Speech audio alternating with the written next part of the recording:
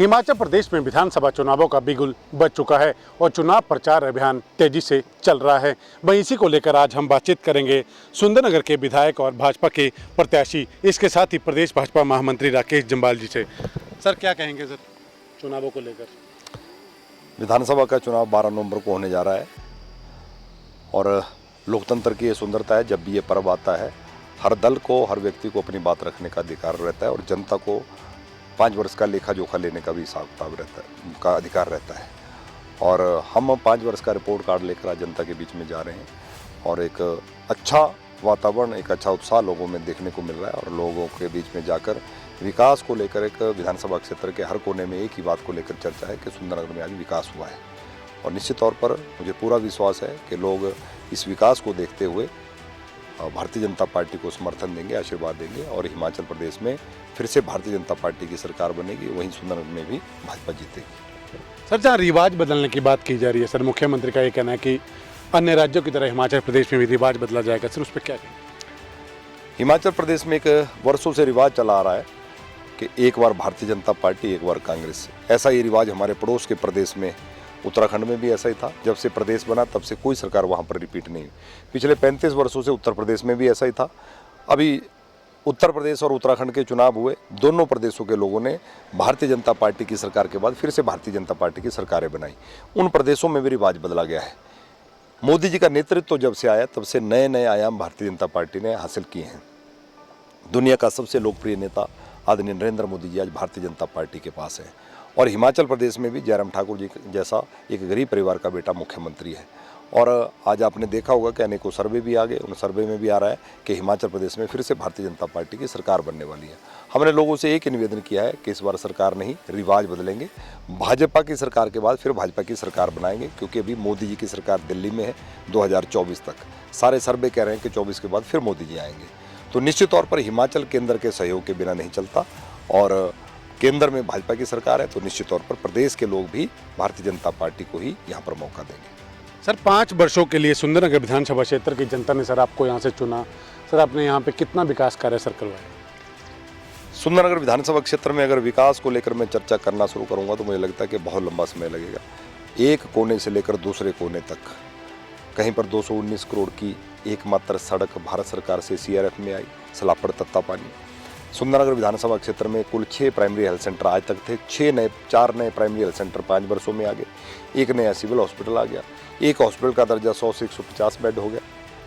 हमारा 50 बेडेड मातृ शिशु अस्पताल आ गया, उसका भवन 12 करोड़ से बन गया। इस प्रकार से 4 नए हेल्थ सब सेंटर विधानसभा क्षेत्र में खोल दिए गए। जहाँ एम्बुलेंस की जरूरत थी वहाँ एम्बुलेंस आ गई और हर PSC में आज डॉक्टर्स हैं। जहाँ एक डॉक्टर को लेकर आंदोलन डहर में होता था, एक एम्बुलेंस को लेकर डहर में आंदोलन होता था, वहाँ उस हॉस्पिटल का भवन बनाकर भी तैयार किया, उसका दर्जा बढ़ाकर सिविल कर दिया, 108 एम्बुलेंस भी दे दी। आपको ध्यान होगा अनशन भी डहर में हुआ था उसी एम्बुलेंस को लेकर, आज एम्बुलेंस भी वहाँ पर है। अच्छी स्वास्थ्य सुविधा देने का हमने प्रयास किया है। और उसके साथ मैं अपने विधानसभा क्षेत्र में बात करूं, इलाका नीरी की, वहां पर हमने ITI की घोषणा की, उसकी नोटिफिकेशन हुई, ITI की कक्षाएं शुरू हो गई, भवन का शिलान्यास भी किया और उद्घाटन भी करके उसको जनता को समर्पित कर दिया। PWD का सब डिवीजन आ गया, विकास खंड कार्यालय आ गया, प्राइमरी एजुकेशन का ब्लॉक वहाँ पर आ गया, फायर सब स्टेशन वहाँ पर आ गया, 2 रेस्ट हाउस के निर्माण कार्य चल रहे हैं, हेलीपैड वहाँ पर आ गया, मुख्यमंत्री लोक भवन आ गया। चरखड़ी के लोग कहते थे कि हमारी प्रमुख मांगे, 3 प्रमुख मांगे थी, उसमें से एक उन्होंने कहा कि वहाँ पर साइंस क्लासेज होनी चाहिए, वो आ गई। उन्होंने कहा वहाँ पर PSC होनी चाहिए, वो आ गई। उन्होंने कहा नीरी से चरखड़ी सड़क बननी चाहिए, उसका निर्माण कार्य चल पड़ा है। रोहंडा में आएंगे तो वहाँ देखेंगे तो 7 करोड़ का हमारा CSC का भवन बनकर, जिसका शिलान्यास हमने किया, उद्घाटन कर दिया। लगभग 7.5 करोड़ की पीने के पानी की योजना आ गई। नई पंचायतें बनाकर हमने वहाँ पर दे दी। हर क्षेत्र में अगर आप देखेंगे तो विकास को लेकर कहीं पर भी कोई कमी नहीं है। चाहे शहरी क्षेत्र हो, आपने देखा होगा, पार्किंग की बात करो, आप E-लाइब्रेरी की बात करो, आप पीने के पानी की विभिन्न योजनाओं की बात करो, चाहे शहर की बात है, चाहे इलाका डहर की बात है, चाहे आप नीरी का क्षेत्र देख लो, चाहे आप दरहट का क्षेत्र देख लो, मेरे विधानसभा क्षेत्र में, पूरे विधानसभा क्षेत्र में एक समान विकास हुआ है। यहाँ तक कि जो हमारे कांग्रेस के प्रत्याशी हैं, उनके घर में भी पीने के पानी की योजना का शिलान्यास भी हमने किया, तैयार करके उद्घाटन भी कर दिया। उनके वहाँ पर पटवार सर्कल भी हमने खोला, भवन का शिलान्यास भी हमने किया, उद्घाटन भी कर दिया। सामुदायिक भवन बनाकर हमने वहाँ पर दिया, पुल बनाकर तैयार करके हमने वहाँ पर दिया। और वो कहते हैं कि ये शिलान्यास हमने किए थे, उनका काम शिलान्यास करना था, हमारा काम लोगों को काम करने का था। सर 5 वर्षों के लिए सर सुंदरनगर विधानसभा क्षेत्र की जनता सर फिर से आपको यहाँ से चुनती है। सर अगली प्राथमिकता क्या रहेंगे, प्रमुख काम क्या रहेंगे सर आपके? कुछ प्रोजेक्ट जो वर्तमान में मैंने अपने हाथ में लिए थे वो प्रोजेक्ट आज चल रहे हैं, उनको कंप्लीट करना। जैसे इंडोर स्टेडियम की मैंने बात कही, युवाओं के लिए इंडोर स्टेडियम का निर्माण, उसको पूरा करना मेरा लक्ष्य है। उसके साथ मेरे दिमाग में ये जो सलापड़ तत्तापानी सड़क है, बड़ी महत्वपूर्ण सड़क है, इसको पूरा करना, ये दूसरा बड़ा काम है। पर्यटन की दृष्टि में से अपने क्षेत्र में नई नई चीज़ें लाना, जैसा मुरारी माता के लिए रोपवे का निर्माण करना, वो विधायक प्राथमिकता में आने वाले समय में डालेंगे, क्योंकि सरकार ने इस बार निर्णय ले लिया कि हम रोपवे भी विधायक प्राथमिकता में ले सकते हैं। और उसके साथ पर्यटन को बढ़ावा देने के लिए मेरे विधानसभा क्षेत्र का इलाका नीरी का क्षेत्र बहुत सुंदर क्षेत्र है, वहाँ पर पर्यटन की दृष्टि से कुछ नया, उसके वहाँ पर हेलीपैड बना दिया गया, रेस्ट हाउस के निर्माण कार्य चल रहे हैं, ताकि कोई व्यक्ति बाहर से आए उसके रुकने की व्यवस्था वहाँ पर हो।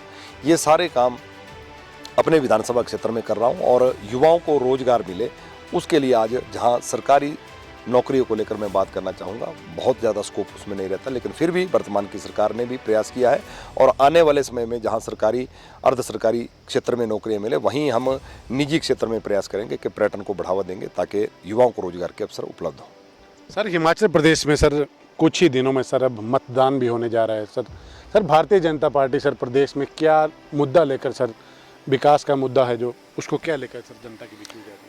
लोग 5 वर्ष के लिए सरकार चुनते हैं, विधायक चुनते हैं, हमको भी 5 वर्ष के लिए चुना था, लेकिन दुर्भाग्यवश कोविड आया, कोरोना आया, 2 साल उसके आप लोगों ने भी देखे हैं। कोविड में आप लोग भी लोगों की सेवा में, विभिन्न समस्याओं को उठाने में हम लोगों का सहयोग उसमें भी करते रहे। कोविड के कारण 2 वर्ष खराब हुए, मात्र 3 वर्ष का समय सरकार को मिला, लेकिन इन 3 वर्षों में भी आप देखेंगे कि जो विकास हिमाचल प्रदेश में हुआ है, हमने विकास के रोल मॉडल को लेकर जनता के बीच में जा रहे हैं। आप इन 3 वर्षों की तुलना किसी पुरानी सरकार से कर लें, किसी पुरानी सरकार से कर लें, ये 3 वर्ष उसमें से सबसे अव्वल आपको नजर आएंगे। मुझे लगता है कि हम विकास एक बहुत बड़ा मुद्दा, और दूसरा बड़ा मुद्दा केंद्र में मोदी जी का नेतृत्व और उनका हिमाचल के साथ लगाओ। जहां पुरानी सरकारों में आप देखेंगे कि 10 वर्ष सरदार मनमोहन सिंह जी की सरकार भी, कांग्रेस की सरकार दिल्ली में रही, प्रधानमंत्री जी के दर्शन हिमाचल में नहीं हुए। हिमाचल प्रदेश में जब से प्रधानमंत्री मोदी जी बने, अनेकों क्षेत्रों में उनके दौरे हुए, चंबा से लेकर, मंडी से लेकर, कांगड़ा से लेकर, शिमला से लेकर, उसके साथ ऐतिहासिक दशहरे का उत्सव भी होता है। उस दशहरे में भी आज तक के इतिहास में कोई प्रधानमंत्री आया तो नरेंद्र मोदी जी आए। मुझे लगता है कि हिमाचल की अपने आय के कोई साधन नहीं है, हम केंद्र के ऊपर निर्भर हैं। केंद्र में सरकार भारतीय जनता पार्टी की है, मोदी जी की है, तो निश्चित तौर पर हिमाचल में भी सरकार वही हो जिसको मोदी जी का आशीर्वाद है। तो मुझे लगता है कि हिमाचल के लोग भारतीय जनता पार्टी की सरकार बनाएंगे। सर आगामी चुनावों के लिए सर शुभकामनाएं आपको सर। धन्यवाद, बहुत बहुत धन्यवाद। भाई हमारे साथ जुड़े थे प्रदेश भाजपा के महामंत्री राकेश जम्वाल, जो मौजूदा समय में सुंदरनगर विधानसभा क्षेत्र के विधायक भी हैं और भारतीय जनता पार्टी के प्रत्याशी भी हैं। इनका ये कहना है कि अगर सुंदरनगर की जनता उनको एक बार फिर से चुनती है तो आगामी समय जो उनका कार्यकाल का आगे का होगा, उसमें वो मुख्य रूप से पर्यटन की दृष्टि को यहाँ पे बढ़ावा देने का कार्य करेंगे। DHN के लिए मंडी से नितेश सैनी।